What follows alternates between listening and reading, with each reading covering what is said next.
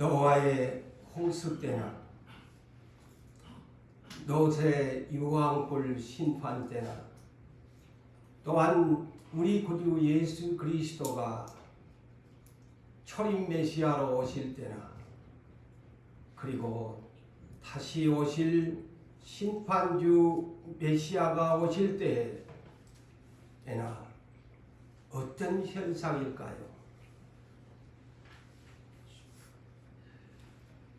사람들이 먹고 마시고 취하, 사고 팔고 심고 집을 짓는데 열중한다고 했습니다. 그러나 우리는 하나님의 나라의 백성임에 틀림이 없기에 로마서 14장 17절에 이렇게 우리에게 권면합니다. 하나님의 나라는 먹고 마시는 나라가 아니다. 오직 성령 안에 있는 의로움과 평강과 희락이 있다고 하셨습니다. 그러므로 하나님 나라의 백성을 소망하시는 여러분, 이 밤도 오직 성령 안에서 의로움과 평강과 희락이 넘치시기를 주의 이름으로 축복합니다. 아멘. 오늘 본문의 말씀에 의하여 새 하늘과 새 땅, 새 예루살렘 성은 어떤 곳일까? 10번째의 시간을 가지려고 합니다. 우리 그리스도인들은 장차 믿음으로 세상을 이겨낸 사람은 첫째 부활에 참여함으로 신령한 몸이 됩니다. 신령한 몸이 되는 이 사람들은 하나님이 준비하신 새 하늘, 새 땅, 새 예루살렘 거룩한 도시에 출입하면서 사는 곳이라고 했는데, 그렇다면 이 새 예루살렘 거룩한 오늘날로 세상으로 말할 것 같으면 수도가 되는 이곳은 어떤 것일까요? 이것을 알고 예수를 믿으셔야 합니다. 언제나 저는 강조하지만 천국이라는 두 글자만 알아서는 아니 됩니다. 너무 천국이라는 두 글자만 가지고 예수 믿으면 천국 갑니다. 마지막 시대에는 그렇게 복음을 전하면 아니 됩니다. 계시록은 새로운 복음의 시대를 다시 오실 예수 그리스도를 맞이할 수 있도록 새로운 신부들을 단장함으로 새로운 세계가 있다.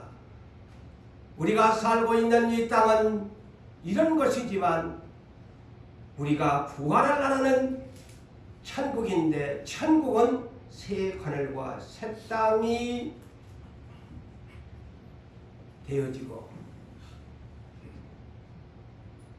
우리 대한민국이 살고 있는 수도 서울이 아닌 제2의 부산의 토성이 아닌 새 예루살렘 성으로 우리는 그것으로 입성하게 되어진다 라는 기본적인 믿음을 가지고 천국을 믿고 소망하면서 가야 합니다.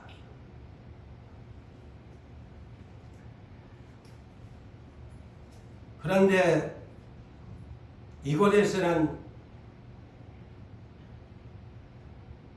나라별로 민족별로 수많은 크리스찬들이 예수를 믿고 천국을 소망합니다. 그들의 모임의 장소는 교회 곧 건물 성전이 있는 곳들이 모두 다 있습니다.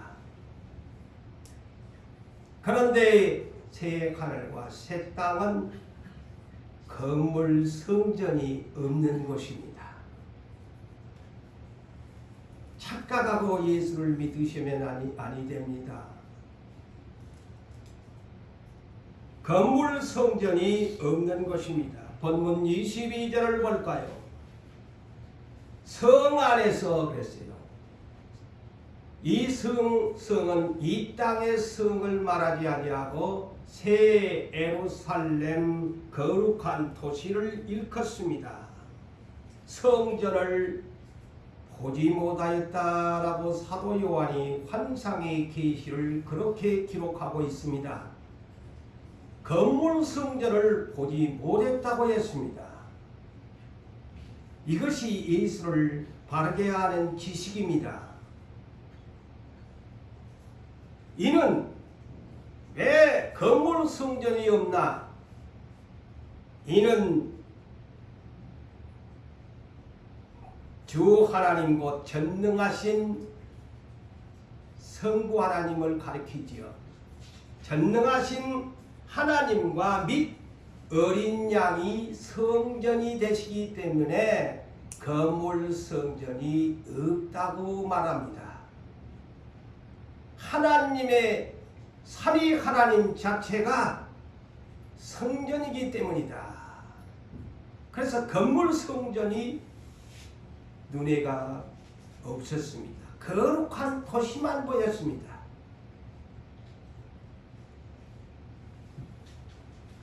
오늘날 이 땅에서 사는 동안에는 두 가지의 형태의 성전을 가지고 크리스찬들이 살아갑니다. 그 첫째는 건물 성전입니다. 그래서 오늘 이 밤도 예배하는 이 장소가 건물 성전이지요. 두 번째 성전은 바로 우리의 육체의 자신이 성령님을 모시고 있는 하나님을 섬기는 성령의 전이 줄여서 성전이라고 일컫습니다. 우리 크리스찬들은 그래서 두 종류의 성전을 가지고 살아갑니다.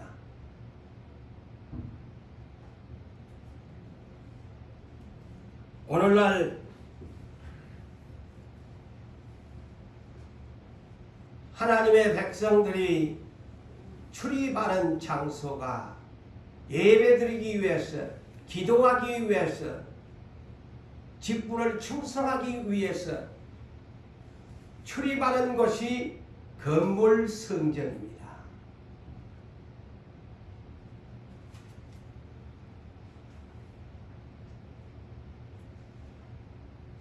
그리고 또한 이를 일컬어서 예배당이다. 그렇지요. 예배당이다. 교회라는 이 두 글자는 성도의 모임 무리를 일컬어서 교회라고 합니다. 우리가 단어를 사용할 때에도 바르게 사용해. 교회다라면은 우리가 쉽게는 그냥 오늘날 그 언어 자체가 입에가 붙어가지고 교회 갑니다 뭐 해도 틀린 말은 아닙니다만은 교회라는 뜻은 하나님의 백성들이 모인 무리들을 일컬어 교회라고 일컫습니다. 그래서 우리가 예배하는 장소를 예배당, 건물 성전, 모이는 곳, 모이는 장소, 이를 일컬어서 예배당 내지는 건물 성전이라고 말을 합니다. 두 번째 또한 성전이 있는데 이는 각자 그리스도인들을 일컬어서 저와 이 자리에 예배를 드리는 여러분 각자를 일컬어서 육체, 바디 성전, 몸을 영어로 바디지요. 성전은 템플이고 바디 템플, 육체의 성전, 몸의 성전을 성령의 전이라고 일컫습니다. 그래서 두 가지의 성전을 사용합니다. 그래서 고린도전서 3장 16절 17절에 너희 몸이 성전, 성령의 전인 줄을 알지 못하느냐? 그래서 너희 몸이 body temple, 성령의 전이다. 고린도전서 6장 19절 20절에 너희 몸이 성전인 것을 알지 못하느냐? 이렇게 성경은 말씀합니다. 우리는 이러한 성경에서 말하는 성전의 개념을 바르게 예수를 아는 지식을 가지고 주님을 믿고 섬겨야 합니다.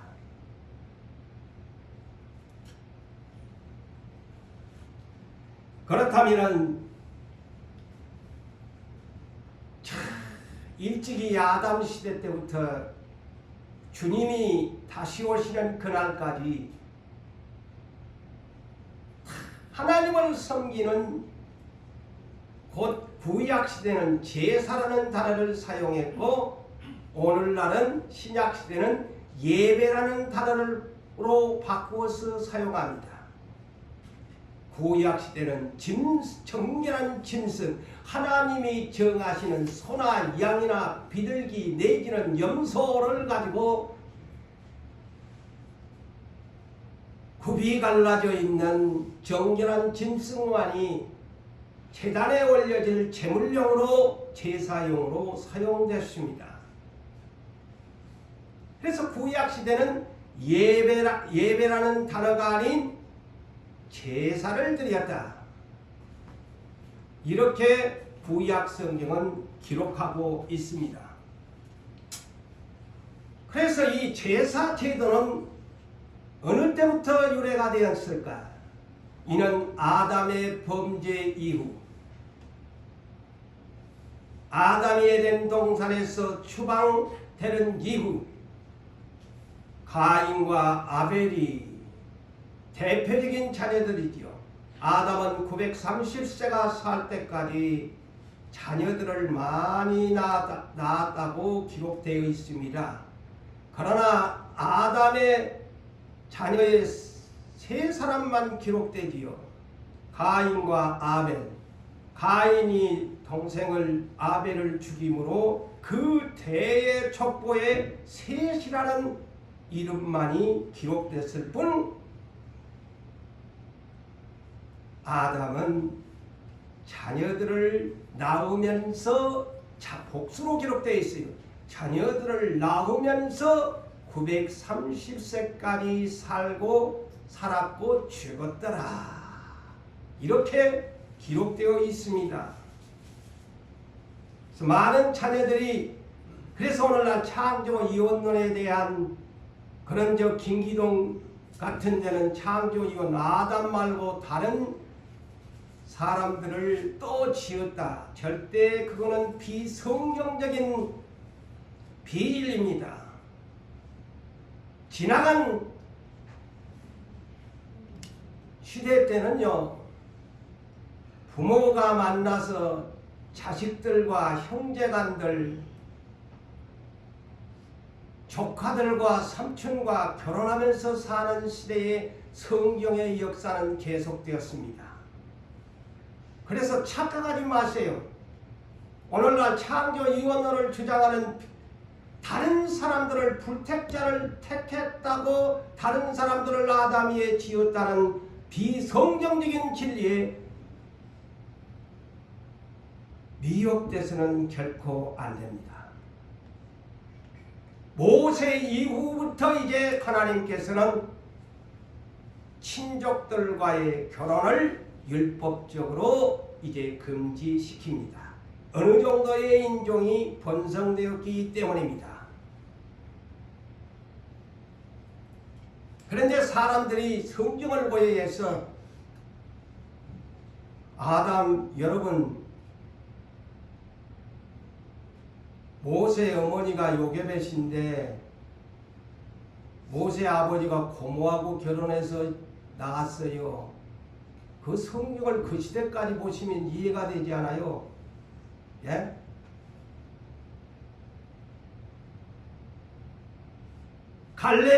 갈렙의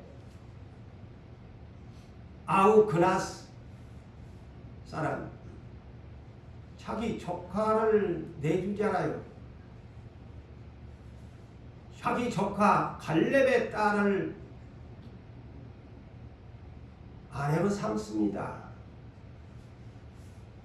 친족과의 결혼이 그때까지 성경이었습니다. 오늘날 시대를 맞춰가지고 성경을 해석하면 성경이 모순이 됩니다. 이삭, 리브가 그 사촌간들이에요.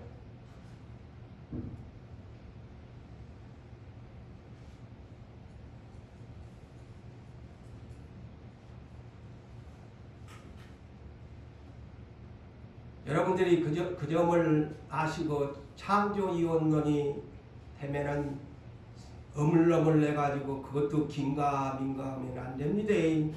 성경을 많이 알면은 이것을 얼마든지 논리적으로 반박할 수 있어야 합니다. 그래서 가인 최초에 쫓겨난 아담 때부터 제사를 드려야만 했어요. 왜? 죄인들은 하나님 앞에 죄를 용서받고 함가기 위해서 짐승을 잡았어.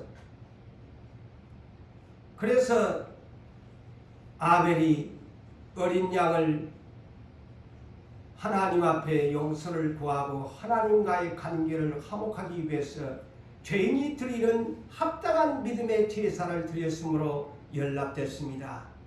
그런데 그의 형은 물론 곡식을 하나님 앞에 소제로 드리지 말라는 법이 아닙니다. 죄인은 속죄하는 번제를 드려야 합니다.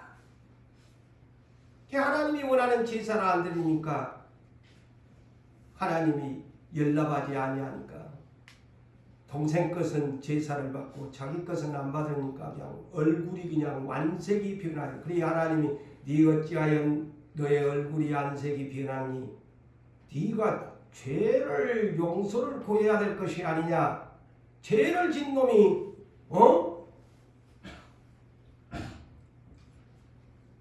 번제를 안 드리고 네 얼굴 색이 변하는 것이 뭐냐. 나무랬지요. 죄를 다스리라고.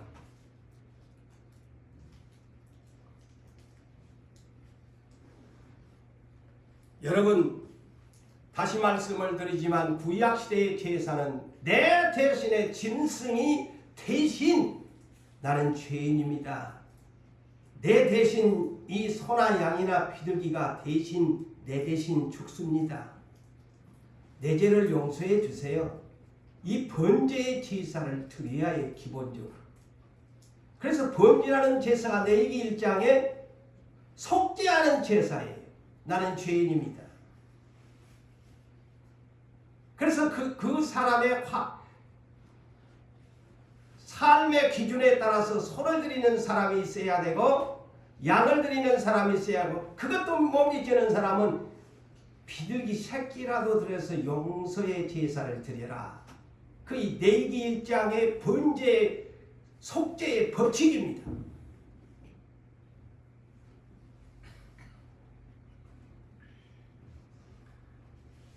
그래서 원시 시대 때부터 제가 성전에 대한 것을 지금 설명하는 거예요. 그때는 문명이 발달되지 아니하다 보니까 지금과 그때는 하늘과 땅의 차이지요. 그들은 그러면 성전이 없었을 때 어떻게 했을까요? 돌을 깎아가지고 다듬어가지고 깨가지고 단을 만든 돌단을 만들었다든가 그것도 안 되면 흙을 이겨가지고 흙단을 만들어서 제단을 삼아서 짐승을 하나님 앞에 번제로 드렸다. 이건 제단이에요. 최초의 원시시대에 하나님을 만나 뵙는 오늘날 말하면 예배였다는 거예요.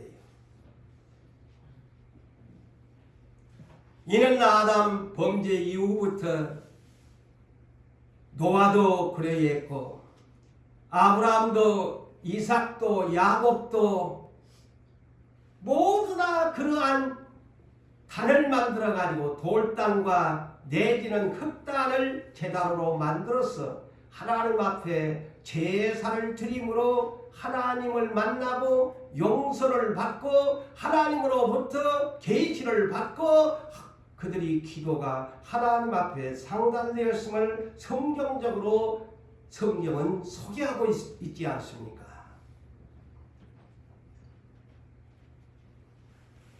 그것을 더 이제 하나님께서 이제 엄을 시켜가지고 모세를 선택해서 출애굽을 시킨 광야의 교회는, 최초의 광야 교회는 이제는 하나님이 돌단이 아닌 흙단이 아닌 성막의 제단으로 바꾸어 주십니다.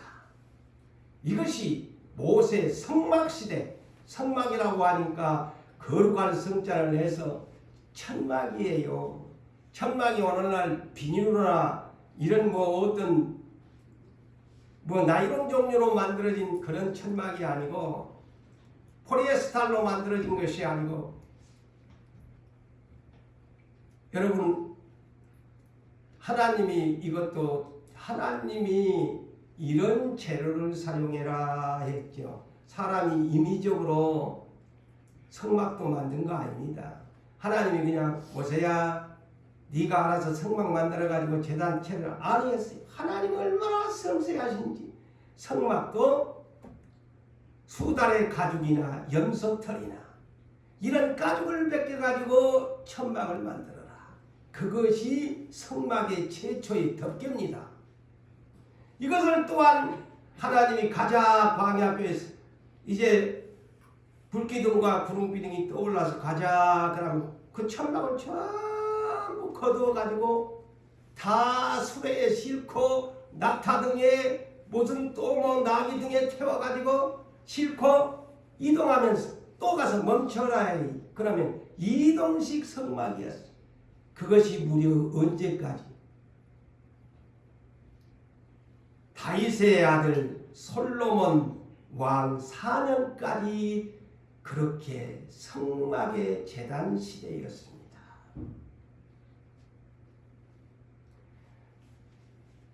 그래서 열왕기상 6장 1절을 보면은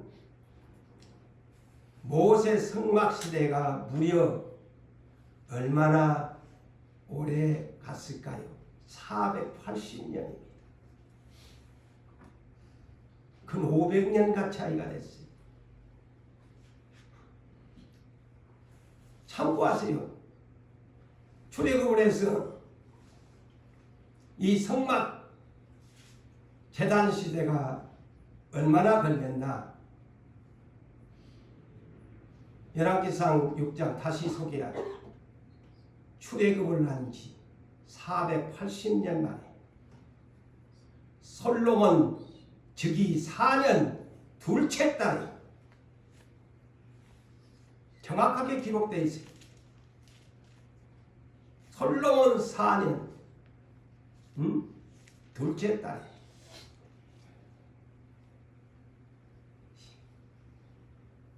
그러니 480년 만에 건물 성전이 건축이 시작됐다. 그래서 솔로몬이 몇 년?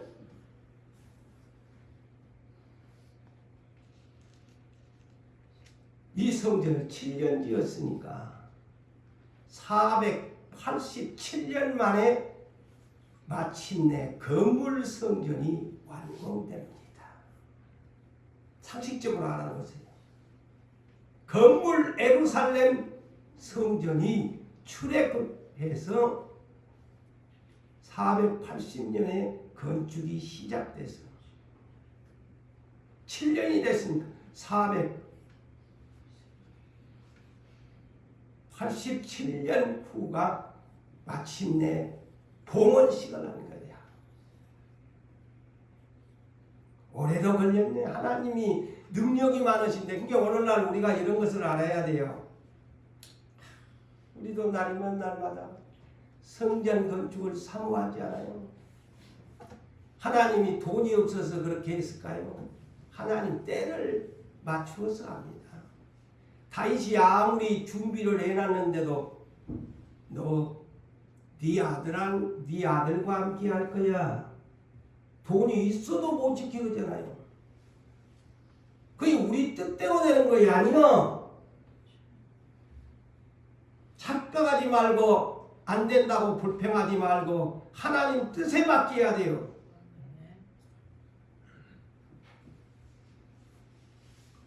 그래야 하나님 앞에 믿음의 마이너스 점수가 가감되지 않습니다. 돈이 없어서 하나님 능력이 없어서 480년 만에 건물 성전을 합니까? 그런데요, 하나님, 제가 주의 종으로서 또 한편으로 생각하면 저도 연약한 인간이라서 아이고 하나님 너무하시네. 아니 이렇게까지 출애굽 487년 만에 완공된 건물 성전을 얼마나 기다리고 다윗이 그토록 소망하고 소망했는데 다윗한테도 안 보여주고 그 아들 솔로몬한테 지휘케 만들어 놓고는 이스라엘이 범죄한다고. 예? BC 586년경 지금으로 맡을 것 같으면 2611년 전에 바벨론 느부갓네살 왕을 일으켜가지고 와가지고 너희놈들이 지어놓은 솔로몬 성전 꼴배기도 싫다. 다 파괴시켜버립니다.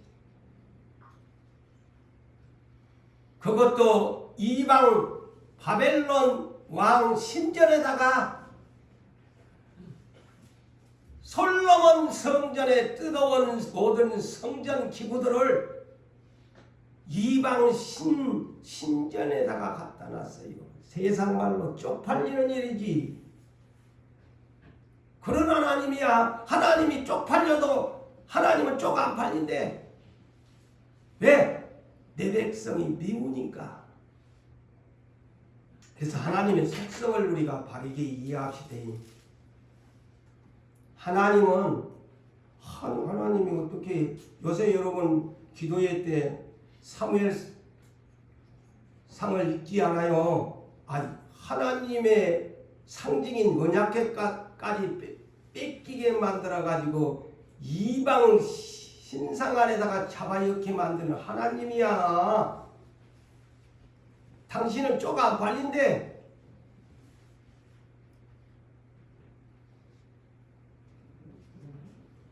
그래가지고 성전도 다 파괴시켜버리고 솔로몬 성전 그렇게 아름답게 지었지만 하루아침에 그냥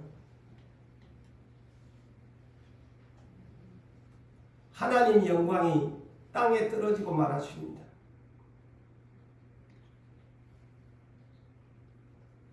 유다 백성 바벨론에 70년 포로가 되어버립니다. 잡혀갑니다. 똑똑하다고 한 사람들은 다 바벨론으로 왕으로부터 다 끌려갑니다. 귀족들 다 끌려갑니다. 본국에 남아있는 사람들은 가장 가난하고 빈약한 사람들만 남겨놓고 똑똑하다고 한 사람들은 다 잡아 끌고 가버린 거예요. 그게 하나님의 작전이요. 잘났다고 하는 사람들, 나라를 위해서 투쟁하고 싸우겠다고 하는 사람들, 애국자 같았지만은 에네미야는 절대로 싸우지 말아야 항복해버리라니. 그래야 산다는데도 애국자같이 싸운 사람들을 눈 빼이고 부리고 찔리고 죽고 다 포로로 끌려갔다는 것을 알아야 돼요. 다 애국자로 착각했어요. 근데 끌려가고 말았어요.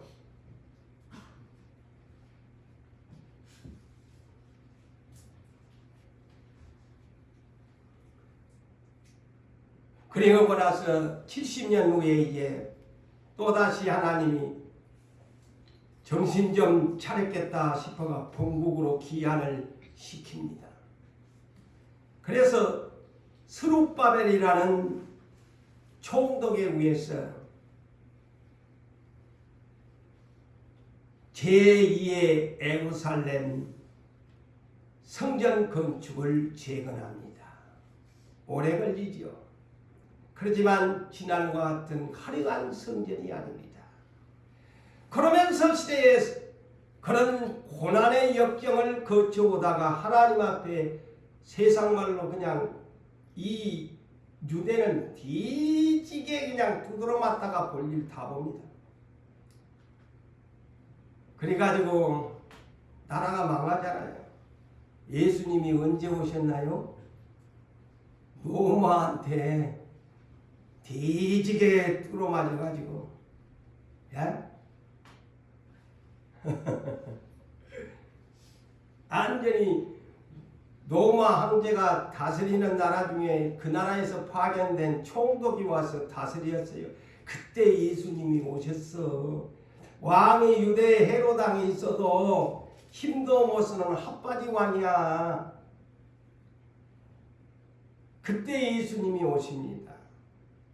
그래서 예수님을 사람들이 착각해가지고 제자들까지도 이야 저 헤로당 핫바지 같은 왕 해봐야 로마 수국에서 못 벗어나고 이제는 저 능력이 많은 저분을 따라다니면 먹고 마시는 것 와 저 능력으로 로마의 속국에서 해방시켜줄 줄 알았더만 어머나 육신의 생각하고는 전혀 딴판이야. 엉뚱한 소리만 하는 거야.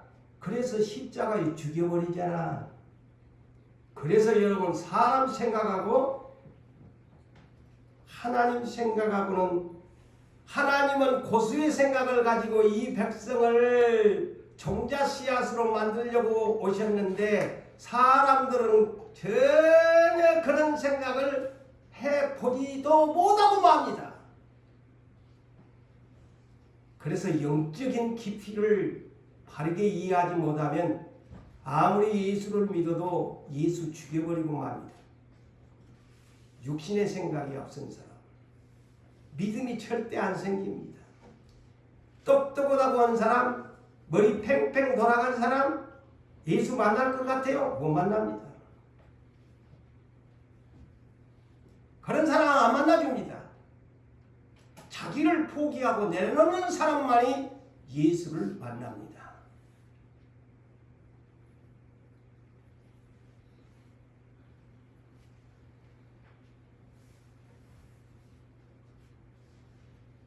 자, 예수께서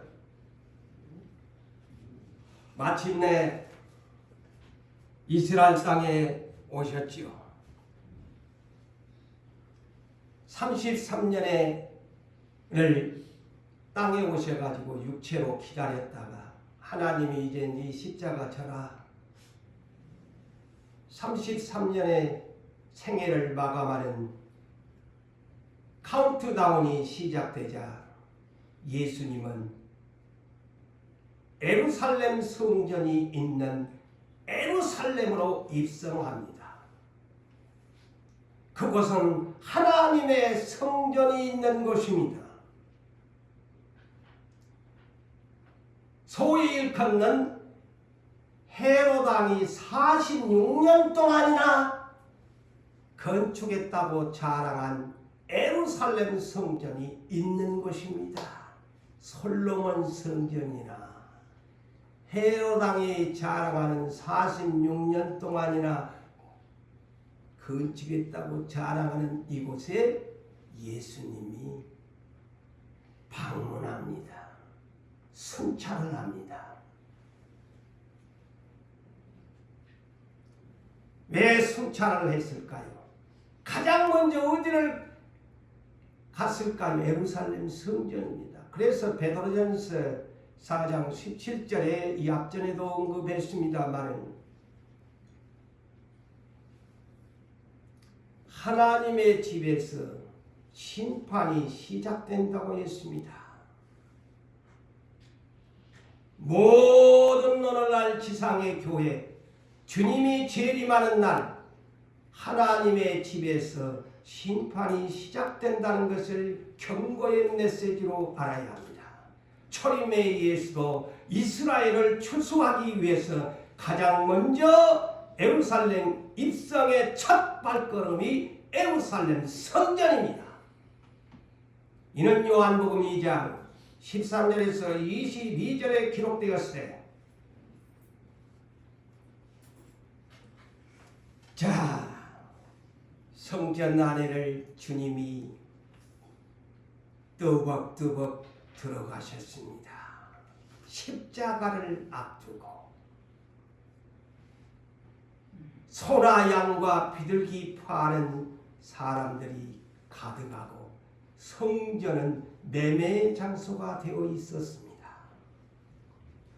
그리고 돈을 바꿔주는 환전시켜주는 사람들도 있었습니다. 돈 바꾼다는 것이 뭐냐?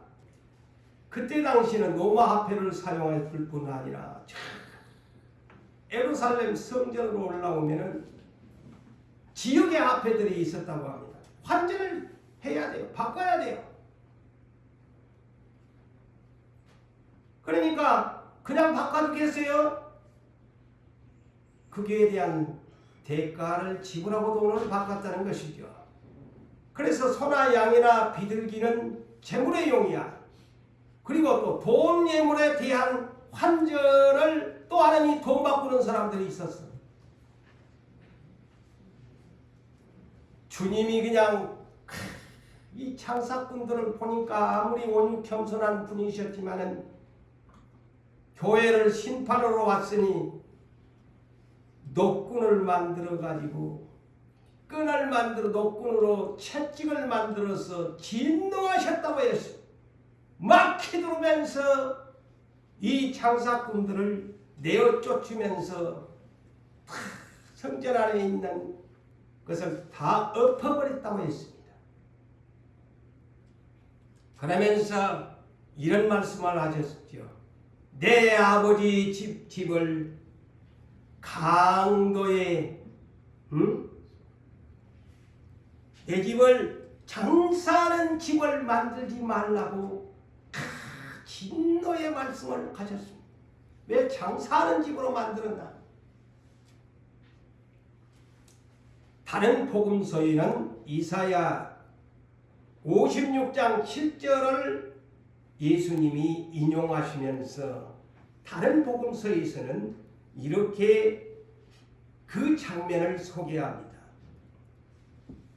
내가 곧 그들을 나의 성산으로 인도하여 기도하는 집에서 기쁘게 갈 것이며 그들의 번제와 희생을 내가 나의 제단에서 기꺼이 받게 되리니 이는 내 집은 만민이 기도하는 집이라 일컬음을 받게 될 것이다. 그런데 너희가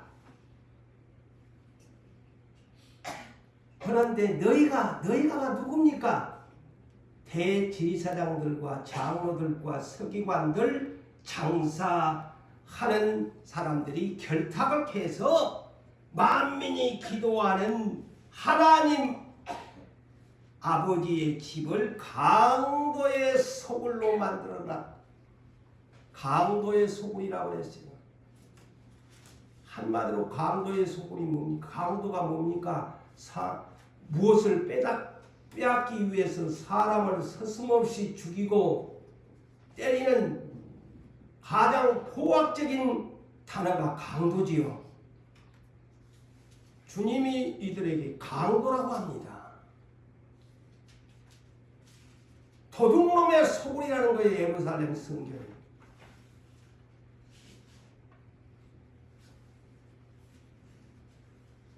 (46년간) 헤롯 성전을 건축했다고 헤롯이 의심했을 것이고 유대 백성들은 46년간 화려하게 대리석으로 만들어진 이 예루살렘 성전을 보고 자부심과 긍지를 가지고 하나님을 섬기는 경건의 모양을 갖추면서 이 예루살렘 성전을 대제사장과 장로들, 서기관들, 백성들이 드나들었지만 주님은 힘이 격분하신 것입니다.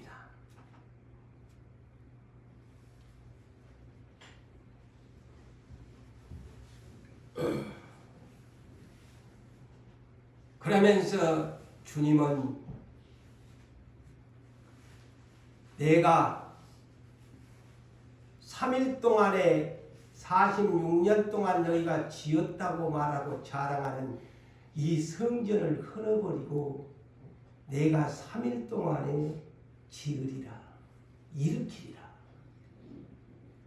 이게 그 사람들은 문자적으로 그 소리를 들으니까 아니 지가 뭔데 우리 이 성전은 46년 동안이나 걸려서 지었는데 지가 뭔데 3일 동안에 일으킨다는 거야? 빈정대는 거야 사람들이. 그런데 예수님은 그 말이 뭐냐? 이제는 성전 시대를 끝나겠다.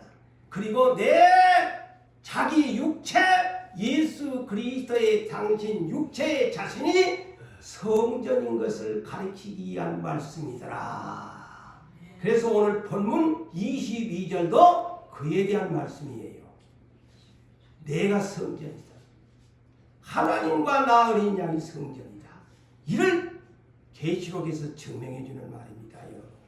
요한복음 2장에 일컫는 이 말을 본문 22절과 짝을 이루십시오. 그래야 성경에 하자가 없습니다.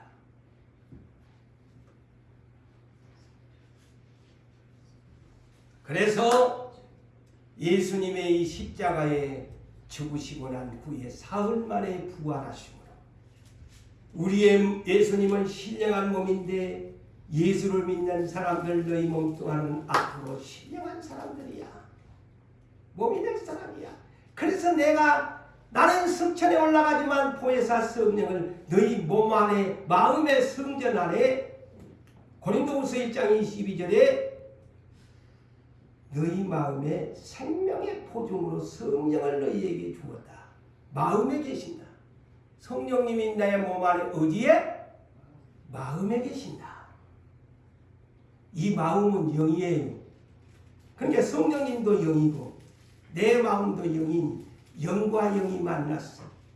함께 있는 거룩한 장소라는 말이죠. 영과 영이 함께 있어야지.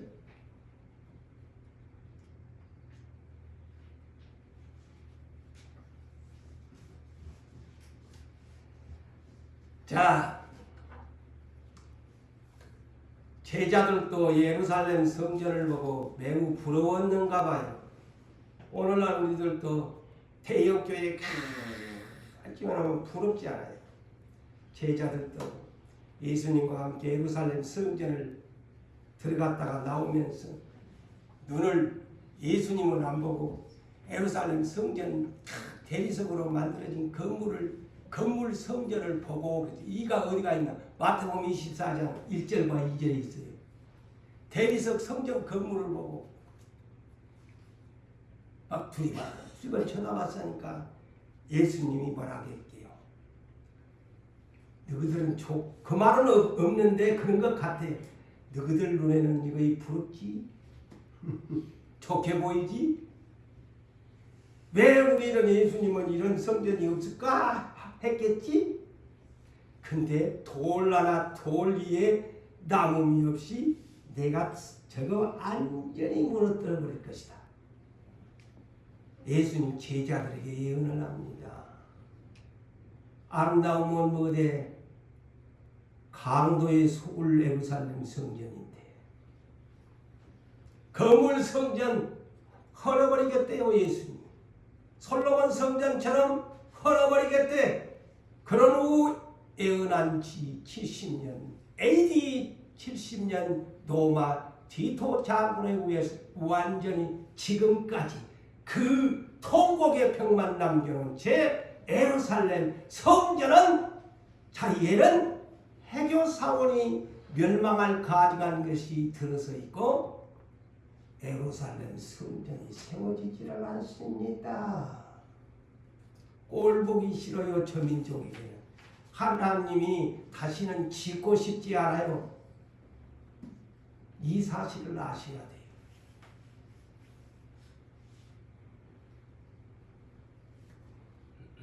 부작교회가 아름답게 지어놓은 것을 사람들은 다 부러워하겠지만 그 교회가 부패하지 않냐고 신령하면 하나님이 기뻐하겠지만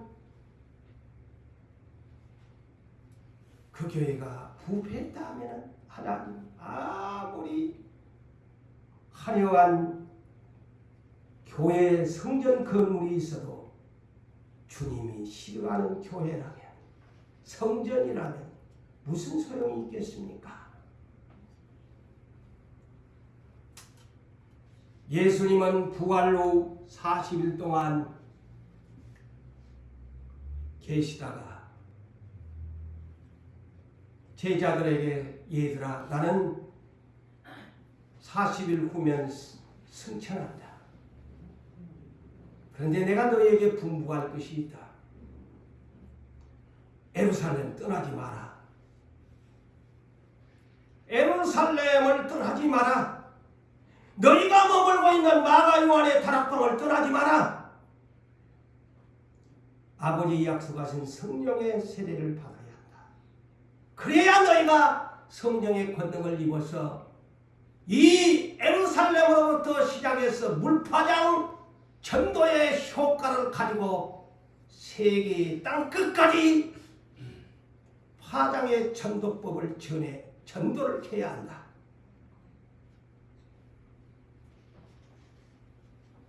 그래서 그들이 열흘 동안 부활의 첫 열매가 되신 40일 더하기, 그래서 제자들이 며칠간 기도했는가는 열흘입니다. 그래서 50일, 그래서 오순절이라는 말이 5오자에 10순자잖아요.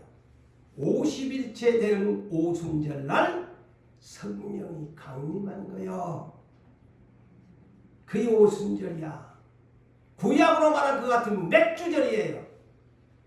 77은 49, 50일째 되는 날.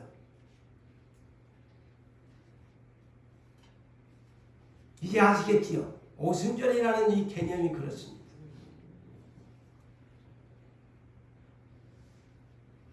그런데 주님은 그 능력이 많으면서도 도리어 예루살렘 화려한 땅은 돈 하나 없이 헐어버리겠다고 하면서 사랑하는 제자들을 남기고 가셨는데 새빵살입니다.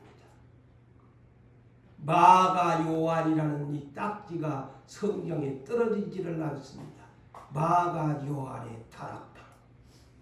성만찬식도 마가 요한의 다락방. 사도행전 12장에 베드로가 옥에 갇혀서 제사들에 묶여 있을 때에도 그들이 어디서 기도했나? 마가 요한의 집에서 기도했더라.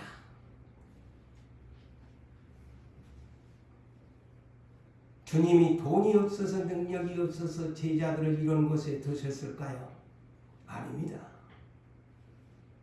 저 역시도 여러분도 생각을, 물론 눈에 보이는 것이 좋아 보이고 오지만 하나님의 깊은 고수의 생각의 수에 우리는 따라가야 합니다.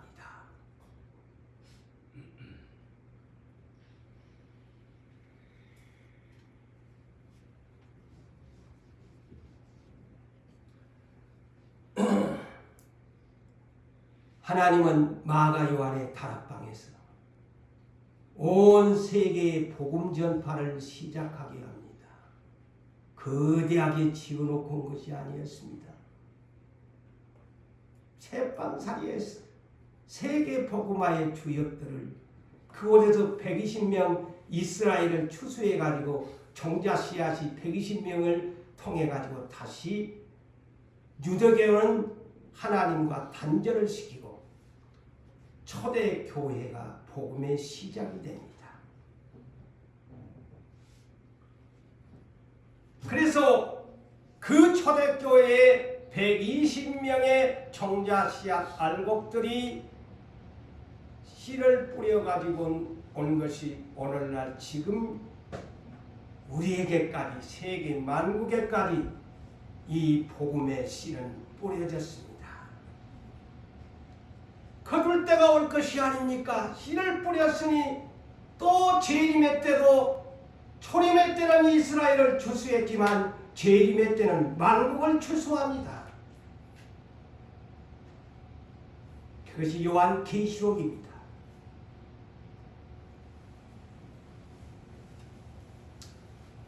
이미 이사야 선지자를 통해서도 지금으로부터 2700년 전 선지자였지만 2700년 전 후에 하나님은 구약시대 예언이 다 지나갔다고요? 아닙니다. 이사야서를 보면은 그것을 알 수가 있지요. 이사야 65장 17절에서 24절을 보면은 오늘 우리 계시록에 대한 언급을 하고 있다는 사실입니다. 구약시대가 지나갔다고요? 예언이 지나갔다고요? 누가 그렇게 가르칩니까? 성경을 모르는 사람이 그렇게 말합니다. 이사야는 지금으로부터 2700년이 훨씬 넘는 시대에 이런 새 하늘과 새 땅에 대한 새 예루살렘 성에 대한 예언을 하고 있습니다.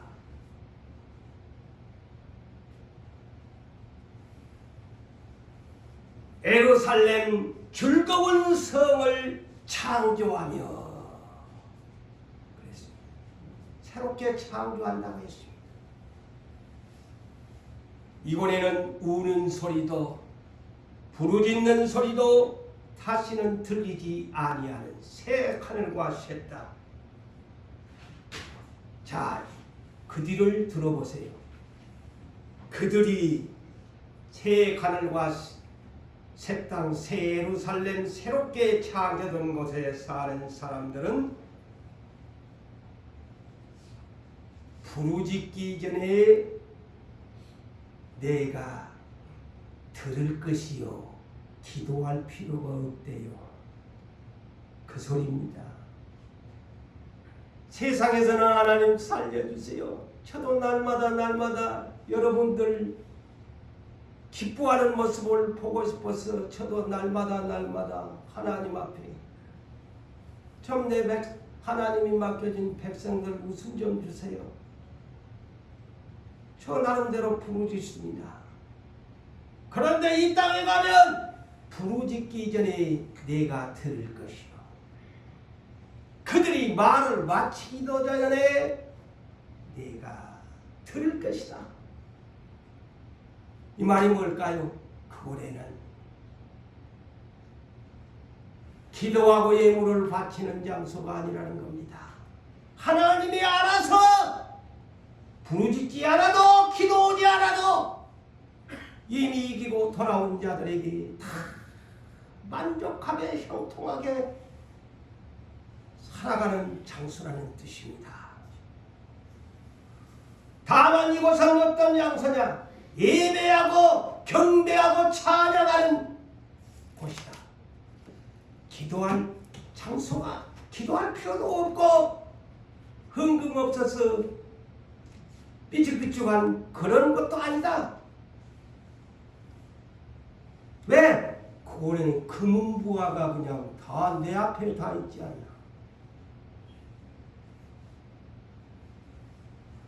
울음소리도 슬픔의 통곡소리도 이별하는 소리도 질병에 있어서 아픔 끙끙 앓는 소리도 들리지 아니하는 곳이란다.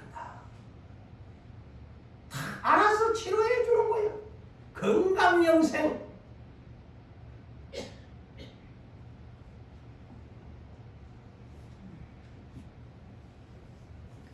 이 새 예루살렘 성은 얼마나 아름다운지 이미 들으셨겠지만 인생의 여자에게서 가장 아름다운 것은 에딩드레스를 입는 날이라고 합니다. 가장 예쁘게 단장하는 그 모습에 새 예루살렘 성을 비유했습니다. 그리고 이것은 황금길이요 황금성이요 성벽은 제스퍼라는 벽옥으로 수천 킬로미터가 넘는 사각형의 성벽을 보석으로 쌓아진 것이고 문은 진주문이요 기초석은 온갖 12가지의 보석으로 기초성을 세울 것이다. 그냥 금은 보화가 가득한 황금성이란 말이죠. 얼마나 막든지 유리 받아갖고 맑은 유리같이 깨끗한 것이 천국이더라.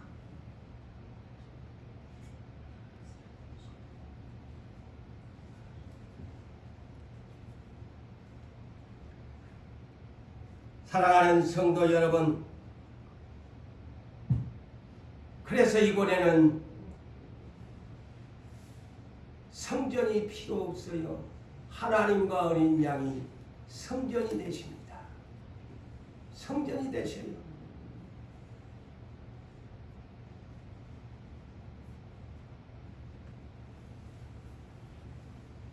그분을 앞으로 계속 또 하겠습니다만, 그곳에 가면 이제 얼굴을 보면서 경배와 찬양을 합니다. 그분이 지금은 안 보고 지금 오니까 예배 시간에 딴짓하고 그러지만, 그곳에 가면 얼굴을 보고 예배를 드려요. 페이스 투 페이스. 어린 양의 얼굴을 보고, 그분은 나의 얼굴을 보고, 페이스 투 페이스 워십이 이루어지는 곳입니다.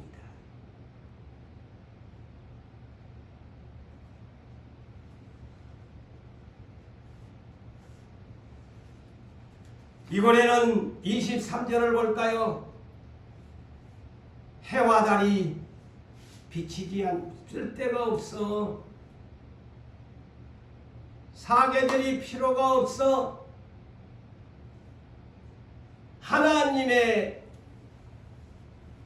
하나님과 하나님의 영광이 비치고 어린 양이 등불이 되기 때문에 이 지구촌처럼 해가 뜨고 겨울이면 춥고 여름이면 뜨겁고 그런 장소가 아니래. 전혀 창세기 1장 14절에서 16절에 넷째 날에 창조된 해와 달, 별들의 낮과 밤을 주관하고 해가 바뀌는 그런 곳이 아니래요. 전혀 다른 것입니다. 태양이 필요 없어. 하나님과 어린 양이 그 영광의 빛이 비치니까 해와 달이 쓸데가 없어요. 쓸데가 없어요.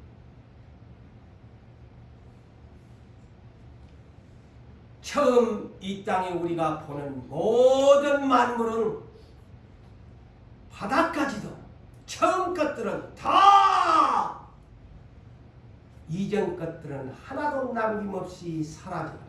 그런데 오늘날만 천년설에 대해서 이번에도 우리 종호 목사님이 아니 어떻게 성경을 보관돼 도대체가 이 땅에서도 천년번 무천년설, 천천년설, 후천년설 막 이렇게 참 이해가 안 돼요.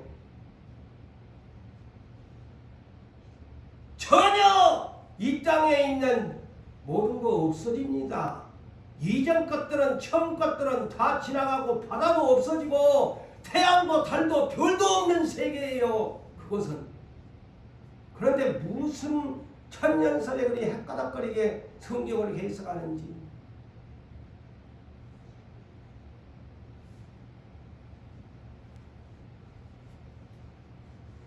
이번에는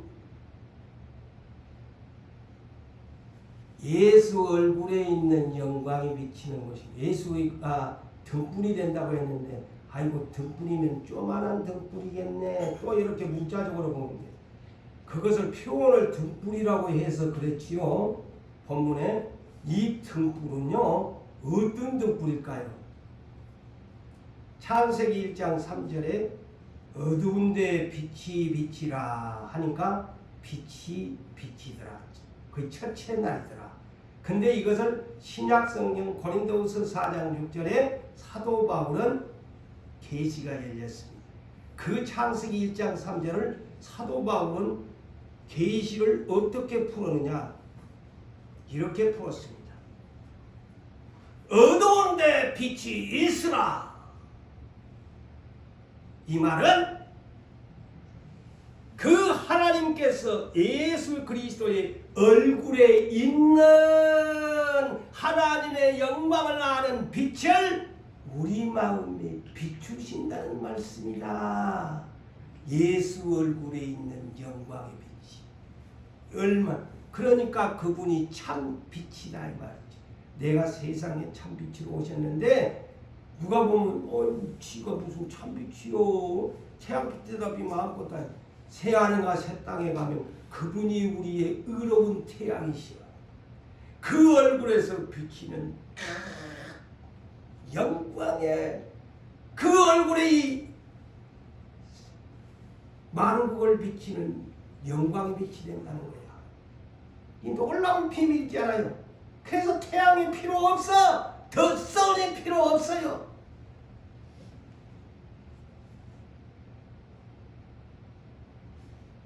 사랑하는 성도 여러분, 말씀을 맺습니다. 다음 시간을 또한 기대하면서 새 하늘과 새 땅은 어떤 것일까?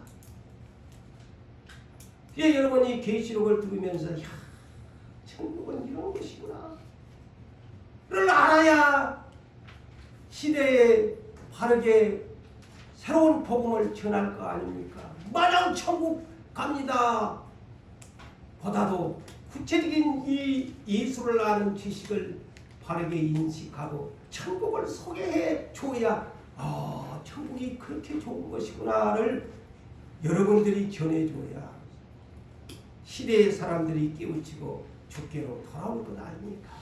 사랑하는 성도 여러분들이여, 은혜와 평강이 함께 하시기를 원합니다.